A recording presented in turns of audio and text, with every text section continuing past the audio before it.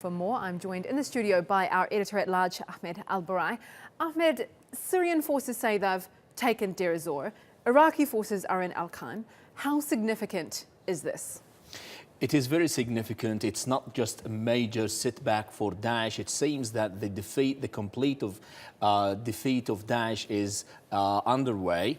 Now, the Deir Ezzor is one of the richest territories, provinces of oil field in Syria, and for the regime to retake it, it means that the Syrian regime is regaining more momentum against Daesh. He's retaking more legitimacy in the international arena, the same as the Syrian Democratic Forces, the YPG, that is also pushing Daesh out from the west to the north. Now, the problem is all these elements have two main places to go to. It's either they go to the vast desert of Deir Ezzor, because we should put things into perspective. This is not a city. It's mainly the main city. It's now in the hand of the regime, the Syrian regime. But the suburbs, the outskirts of the city, it's mainly a vast blank desert where these elements are disseminated, are scattered in this desert.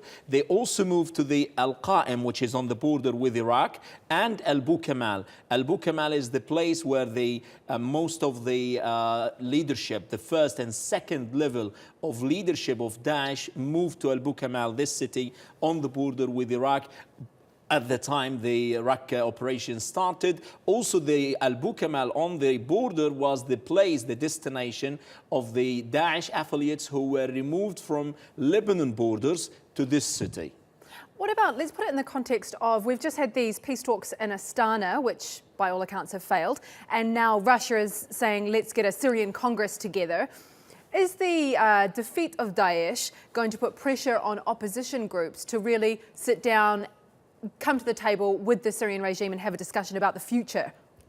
The problem with the Russian mediation, it was the Astana talk and everybody was happy, the Iranians, the Turkish government and the Russians themselves, and they were mediating the talks, and it seems that the opposition was interested. They have some remarks about the participation of the Iranian Revolutionary Guard as observers in the de-escalation zones, but still there were negotiations. Now what the Russians are offering, they're offering to take to Sochi or to Hmihim air base in Latakia. That is the other Congress for the opposition, and they're trying to use the leverage of Saudi Arabia to practice more pressure on the rebel groups, Hayat Tahrir al-Sham, the other groups who are reluctant to join the negotiation because they think that it's obsolete, it doesn't bring anything new, and the Russians are asking for a complete submission of the opposition. They do not recognize any